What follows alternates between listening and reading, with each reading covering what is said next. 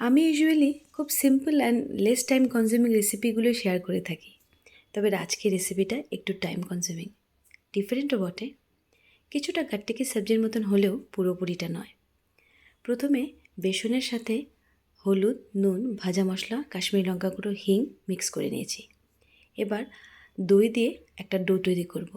বেসন মাখতে গেলেই চিটচিটে হয়, তাই তেল দিয়ে মেখে নিয়ে ডো তৈরি করে রেস্টে রেখে দেব। ঘরে বানানো ছানা হাত দিয়ে ডলে ডলে একদম স্মুথ করে নিয়েছিলাম। এবার তাতে একটু নুন, ধনেপাতা কুচি আর লঙ্কা কুচি দিয়ে আলাদা করে মেখে রাখলাম। বেলুন চাকিতে খুব ভালোভাবে তেল মাখিয়ে নিয়ে বেসনের ডো থেকে লেচি কেটে ভারী রুটির মতন বেলে নিয়ে ছানার মিশ্রণটা ছড়িয়ে দেব। এবার এটাকে রোল করে নিয়ে সাইড দুটো লক করে নেব। এই রোলগুলোকে আমি জলে সেদ্ধ করব। একদম ফুটন্ত জলে রোলগুলো ছেড়ে দেব, আর বেশিক্ষণ নাড়াচাড়া করব না। 10 থেকে 12 মিনিটের মধ্যেই সেদ্ধ হয়ে ভেসে উপরে চলে আসবে। নামিয়ে নিয়ে ঠান্ডা করে পিস করে কেটে নেব।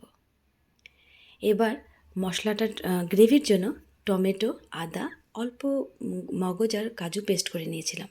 কড়াতে তেল দিয়ে কেটে রাখা পিসেসগুলোকে ভেজে তুলে রাখলাম।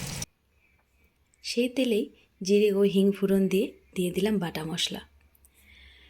জিরে গুঁড়ো, ধনে গুঁড়ো, হলুদ, কাশ্মীরি লঙ্কা গুঁড়ো, পরিমাণ মতো নুন, চিনি দিয়ে খুব ভালোভাবে কষিয়ে দিয়ে দিলাম কাসুরি মেথি।